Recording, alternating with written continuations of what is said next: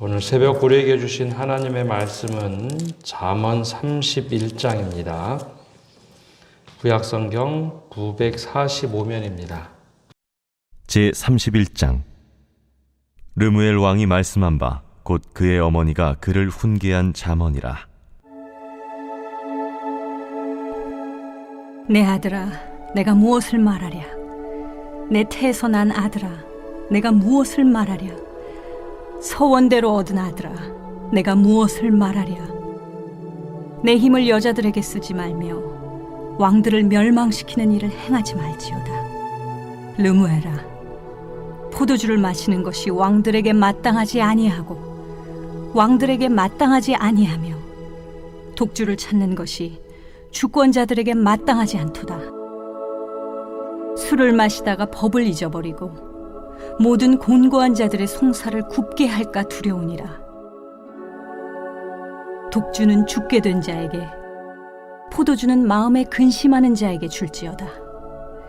그는 마시고 자기의 빈궁한 것을 잊어버리겠고 다시 자기의 고통을 기억하지 아니하리라. 너는 말 못하는 자와 모든 고독한 자의 송사를 위하여 입을 열지니라. 너는 입을 열어 공의로 재판하여 곤고한 자와 궁핍한 자를 신원할지니라. 누가 현숙한 여인을 찾아 얻겠느냐? 그의 값은 진주보다 더하니라.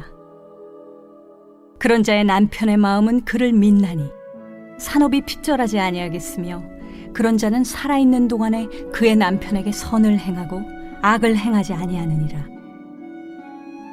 그는 양털과 삼을 구하여 부지런히 손으로 일하며 상인의 배와 같아서 먼 데서 양식을 가져오며 밤이 새기 전에 일어나서 자기 집안 사람들에게 음식을 나누어 주며 여종들에게 일을 정하여 맡기며 밭을 살펴보고 사며 자기의 손으로 번 것을 가지고 포도원을 일구며 힘있게 허리를 묶으며 자기의 발을 강하게 하며 자기의 장사가 잘 되는 줄을 깨닫고 밤에 등불을 끄지 아니하며 손으로 손뭉치를 들고 손가락으로 가락을 잡으며 그는 곤고한 자에게 손을 펴며 궁핍한 자를 위하여 손을 내밀며 자기 집 사람들은 다 홍색 옷을 입었으므로 눈이 와도 그는 자기 집 사람들을 위하여 염려하지 아니하며 그는 자기를 위하여 아름다운 이불을 지으며 세마포와 자색 옷을 입으며 그의 남편은 그 땅의 장로들과 함께 성문에 앉으며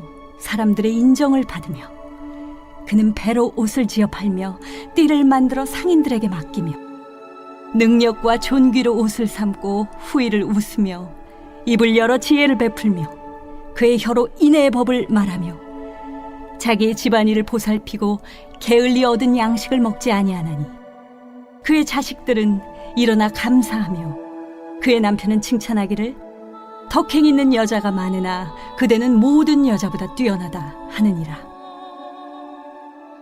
고운 것도 거짓되고 아름다운 것도 헛되나 오직 여호와를 경외하는 여자는 칭찬을 받을 것이라.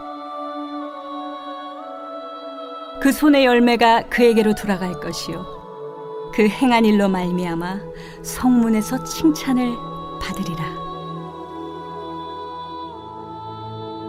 새벽에도 하나님의 은혜와 평강이 함께하기를 축복합니다. 오늘은 잠언 마지막 장인 31장의 말씀을 나눕니다.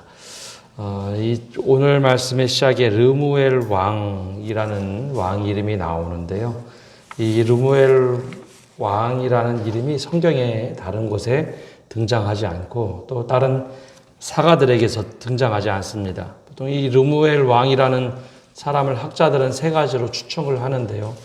첫 번째는 솔로몬의 왕의 이름 중에 다른 애칭이 아닌가라고 생각을 하는 학자들이 있습니다. 솔로몬을 부를 때 여디디아라고 부르죠. 그래서 또 다른 이름이 아닌가라고 보는 사람도 있고 어떤 이들은 아라비아의 지혜로운 왕 중에 마사라는 왕이 있었는데 그를 부르던 이름이 아닌가. 히브리어로 마사라는 단어가 등장하기 때문에 그렇게 이해를 하기도 합니다. 또 다른 것은 가상적인 인물을 상정해 두고 왕들에게 이 말을 해준 것은 아닌가라는 견해가 있습니다. 근데 그 중에 제일 유력한 것은 솔로몬이라고 보는 것이나 혹은 북아라비아 왕 중에 마사라는 왕을 부르는 말이 아닌가라고 알려져 있습니다.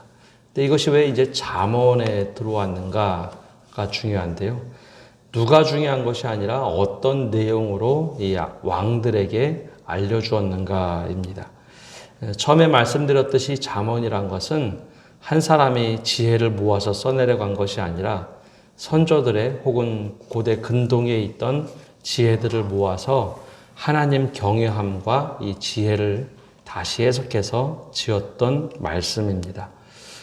우리나라에도 이제 선조들이 만들어 놓은 것들을 후손들에게 알려주는데요. 그 중에 하나가 절기입니다. 이 입추가 이제 지난번에 시작이 됐는데요. 입추가 시작이 되면 아무리 더웠던 날씨도 오랫동안 지혜를 모아서 이때가 되면 입추가 되겠구나. 가을이 시작되는구나. 그 시간이 딱 지나면 아침 저녁으로 선선한 바람이 불기 시작합니다. 그것처럼 이제 지혜를 모았던 글들을 새롭게 하나님 경외함과 어떻게 맞대어 쓰는가. 오늘 그 마지막 잠언의 말씀 31장입니다. 장성한 아들에게 권면한다는 거 쉬운 일이 아닙니다. 특별히 아들이 왕위에 등극해서 권력자가 되었을 때 아버지 왕이 왕자에게 가르치는 것은 그나마 괜찮은데 왕위에 오른 아들에게 권면하는 거 쉬운 일이 아닙니다. 그럼에도 불구하고 오늘 말씀에는 이 왕으로 오른 아들에게 꼭 권면하고자 한 어머니의 말씀은 반드시 필요하다라고 생각되었기 때문에 하는 이야기입니다. 이를 뒤집어 보면 그 권면을 했던 이유는 거꾸로 아들이 그 권면을 받아들일 수 있는 아들이었다라는 것을 전제합니다. 아무리 좋은 말도요, 자녀가 받아들여지지 않으면 이게 박수가 나오지 않는 것처럼 아들이 아이고 무슨 어머니 그런 말씀하십니까? 하면 서로 이야기하기 어려운 겁니다. 근데 아들이 그 이야기를 경청했다라는 것도 이 말씀에 녹아져 있는 이야기입니다. 그리고 나서 이 르무엘이란 왕이 어머니가 나에게 들려줬던 이야기가 얼마나 소중했는지 말씀을 기록하고 있죠. 오늘 말씀은 크게 이제 세 가지로 나눠볼 수 있습니다. 첫 번째는 주색에 대한 말씀입니다. 2절에서 9절까지 우리가 경계해야 될 것이 무엇인가. 주색 잡기라는 말이 우리말에 있죠. 음주, 여색, 도박을 우리말에는 주색 잡기라고 말합니다. 근데 2절에서 9절까지 보면 가장 먼저 나오는 것은 여색에 대한 이야기입니다. 고대 왕들에게는 첩을 두는 문화가 있습니다. 이 문화는 왕으로 왕직을 수행하는데 늘 독초가 되었죠. 다윗 왕도 또 솔로몬 왕도 왕권이 무너질 때 이 첩문화 때문에 이 오용이 되어서 무너집니다. 그래서 3절에 보면 이렇게 말하죠. 내 힘을 여자들에게 쓰지 말며 왕들을 멸망시키는 일을 행하지 말지어다. 왕이 바른 길을 가기보다는 첩에게 관심을 두기 시작하면 국정을 다스리는데 분명히 오판하는 일이 많이 있습니다. 특별히 첩들이 정치에 들어와서 비선의 문제를 일으키는 경우가 허다했습니다. 실제로 다윗 왕도 그렇고 솔로몬 왕도 처음에는 정말 잘 다스렸습니다. 그런데 마지막에 보면 첩들을 가까이 하면서 특별히 이방인 첩을 가까이 하면서 나라가 점차 무너져가는 모습을 성경에서 우리는 쉽게 찾게 됩니다. 그렇기 때문에 이 르무엘의 어머니는 아들 왕에게 경고를 합니다. 여색을 조심하라 라고 경고를 합니다. 두 번째는 독주에 대한 이야기입니다. 우리말에는 술에 임박인다고 하는데요. 이 중독을 의미합니다. 당시 포도주라는 것은 이스라엘에서 음용으로 자주 마시는 물과 같은 것으로 사용이 되었습니다. 근데 이것보다는 여기서 말하는 것은 독주입니다. 아주 독한 술을 말하죠. 국정을 다스리다 보면 왕이 고립되는 경우가 참 많이 있었습니다. 그것은 이스라엘 왕뿐만 아니라 우리나라의 역사에도 흔히 나타납니다. 당쟁 한가운데 있다 보면 왕이 고립되는 경우가 많았죠. 우리나라 역사에도 토호 세력 혹은 사대부의 나라가 되었다라고 하는 것은 왕이 그만큼 왕권이 약화됐다라는 것을 말합니다. 그러다 보면 왕이 국정의 길을 잃는 경우가 많았습니다. 그래서 왕이 속상하다 보니 술을 의지하는 경우가 많았죠. 그래서 어머니는 경고합니다. 4절, 5절, 6절에 보면 이런 말을 합니다.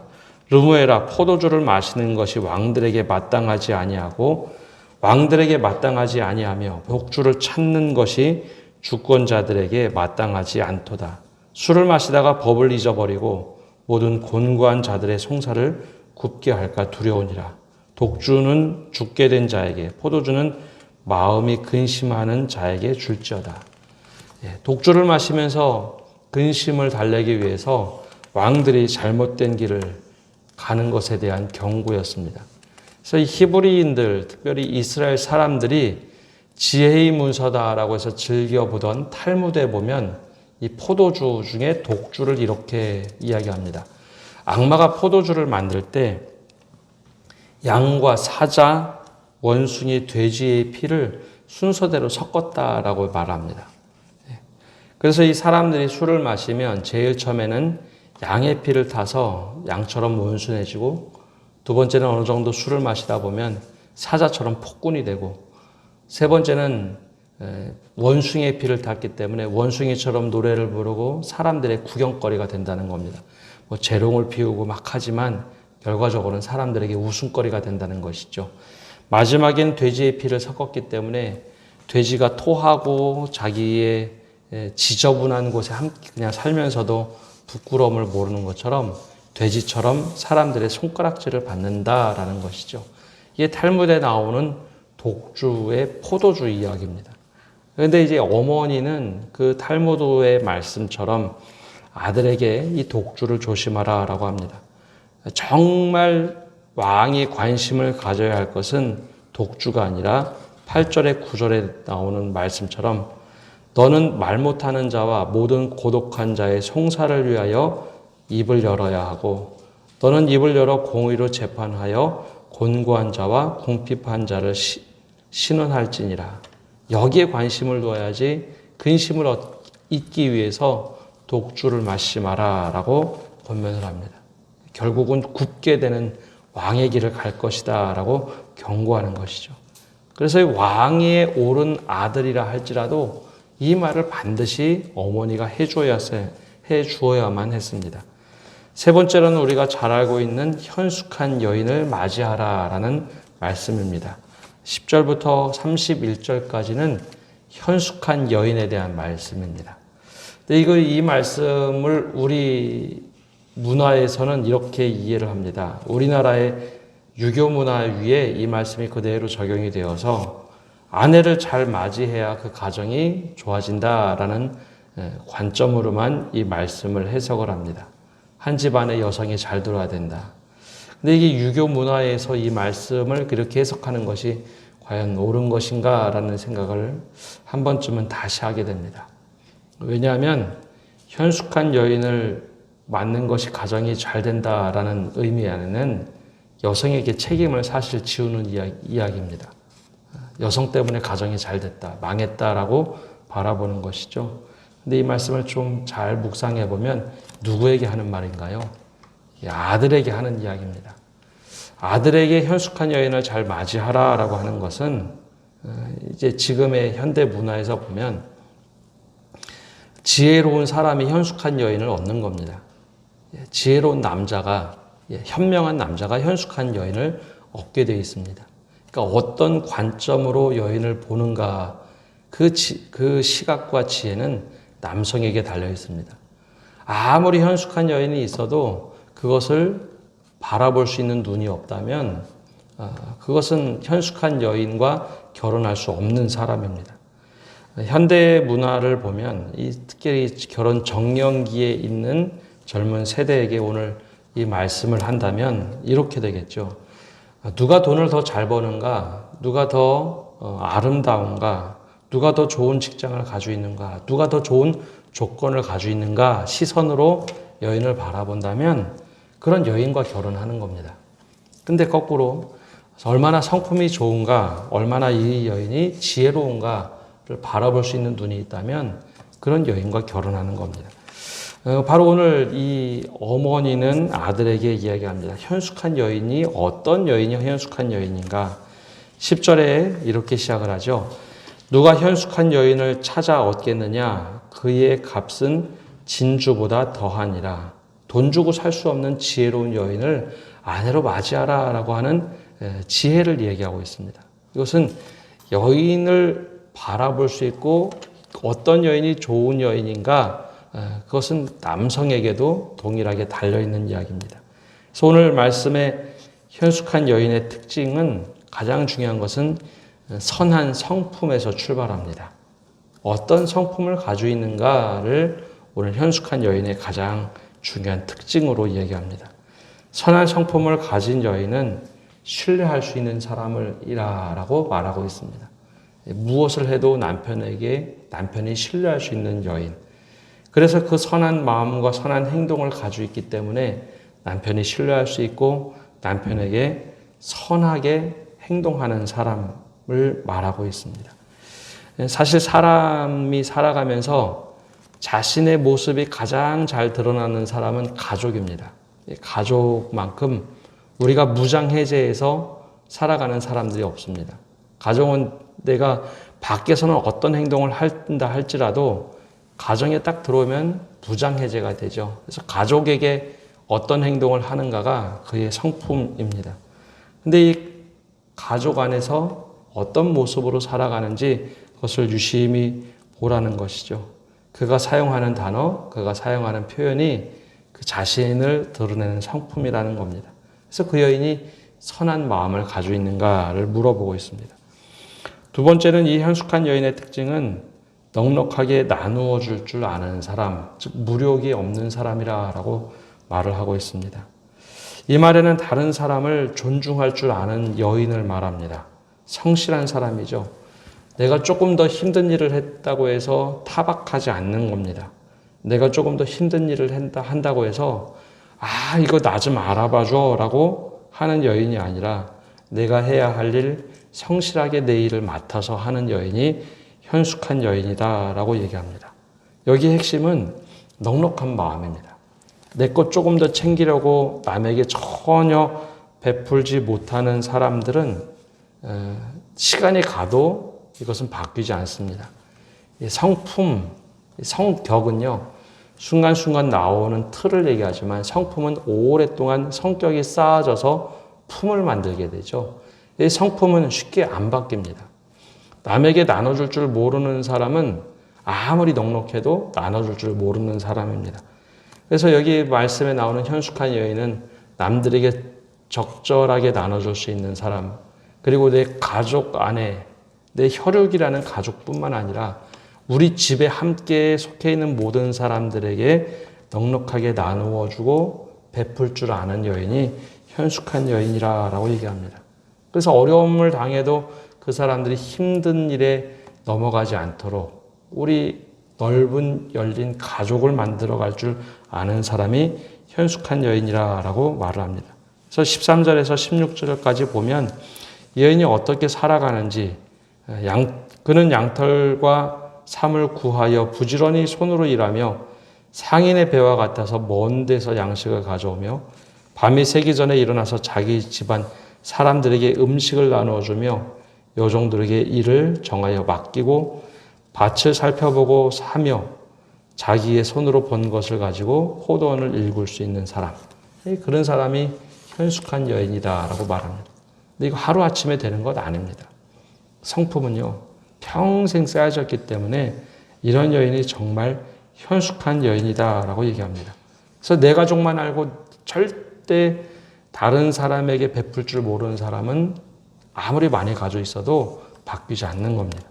그래서 결과적으로 이 여인이 어떤 일을 하는가, 저 뒤쪽에 보면 타인을 어떻게 대하는가, 현숙한 여인의 모습이 25절부터 마지막 절까지 나오는데요.